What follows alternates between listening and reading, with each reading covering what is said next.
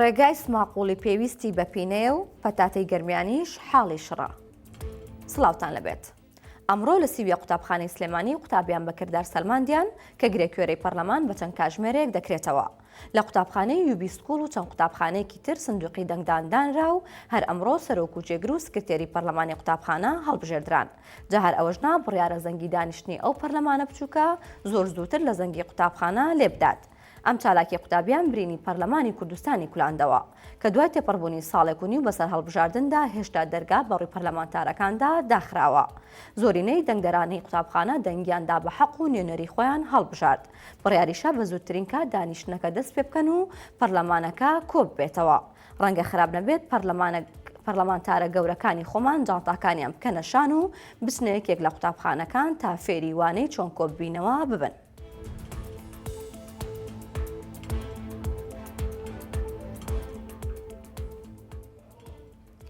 ڕێگای سماقوڵی چاوەڕێی پینەیە چونکە پڕبۆ لە چاڵ و چۆڵ و خەریکە بە تاوەتی پەکی دەکەوێت.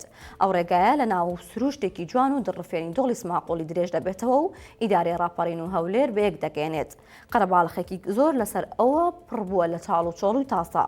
ڕێگاکە بە شێوازێک گوێران بووە کاتێک پێدا تێدەپەڕیت ئاسانە ناوە ببینی. ئۆتۆمبیلێک لایدا و شۆفێرەکەی سەرقاڵی گۆڕێنی تایەی تەقیوەکەیەتی چونکە تەقینی تایە لەو چاڵانە کەمترین زیانە بەرد بکەوێت.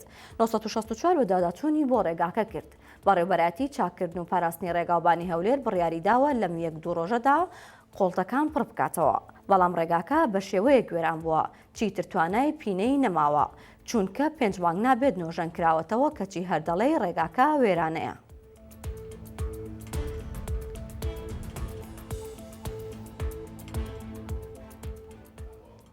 بەشێک لە خوێندکارانی پەیمانگای نۆلج لە هەولێر گرتبوونەوە و داوای باج و دەفتەری کارکردنی سەندیکای کارمەندانی تەندروستی دەکەن. مستەفا عەبدوڵڵا یەکێک لە خوێندکارە ناڕازایەکانە و قسەی بۆ نۆمایکی 964 کردو دەڵێت بەشێک لە خوێندکارانی بەشی وێژەیی فێربوون لە بەشی جوانکاری و بەشە پزیشکیەکان دەخوێنن. ئەوەش بە هەموو شێوەیەک نایاساییە. بەوتەی مستەفا کە دەرچووی زانستیە بە خاتری دەرچوانی وێژەیی ئەوانیش تووشی کێشە بوون و هەویان پێنادرێت. جا کێشەکە هەر ئەوە نییە.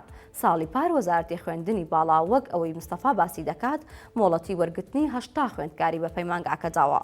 بەڵام ئەوان 240 خوێندکاریان وەرگرتووە و نزیکەی 160 خوێندکار ناویان نییە لە وەزارەتی خوێندنی باڵا.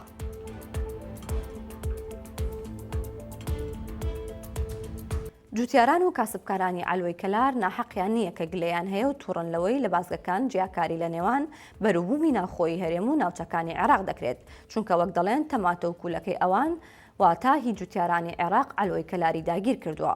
بەڵام پەتاتەی گەرمیان ڕێگەی پێنادرێت لە بازگەکان تێپەڕبێت و داخڵی عێراق ببێت. کێشەی ساغ نەبوونەوەی بەرهەمی ناوخۆیی لە گەرمیان ساڵانە لە وەرزی پێگەیشتنی دانەوێڵە و سەوزەدا دووبارە دەبێتەوە. جوتیارانیش داوا دەکەن مامەڵەیەکی یاسایی بازگەکان هەبێت بۆ ئەوەی ڕەنجەکەیان بە فیڕۆ نەچێت و وەک چۆن بەرهەمی ئەوان دێتە هەرێم بەرهەمی جوتیارانی هەرێمیش بگەێنێتە شارەکانی دیکەی عێراق.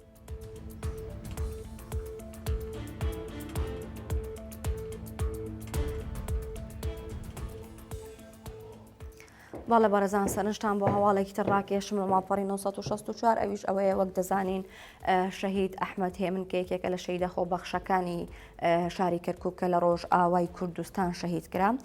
لە ئێستایا هونەرمەندانی کەرکووک کۆبوونەتەوە بڕیاریان داوە کە کورتە فیلمێک لەسەر ژیانی شەهید ئەحمەد دروست بکەن.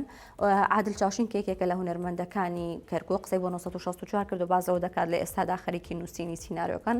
بڕیارە هەر کۆمەڵێک هونەرمەندی سلێمانی و کۆمەڵێک هونەرمەندی هەڵەبجەش لەگەڵ هونەرمەندانی کەرکووک هاوکار بن پێکەوە بتوانن ئەم بەرهەمە تەواو بکەن و بەرهەمی بهێنن. بەڵام ئەو باز لەوە دەکات هەر کەسێک دەیەوێت کە ژیانی ئەم شەهیدە ببینێت وەکو فیلمێک بێتە سەر شاشەی سینەما داوا دەکەن کە هاوکاریان بکرێت لەلایەنی مادیەوە بۆ ئەوی کە بتوانن بەرهەمەکەیان تەواو بکەن و بیکەن بە فیلمێکی سینەمایی و بیخەنە بەر دیدی ئێوە.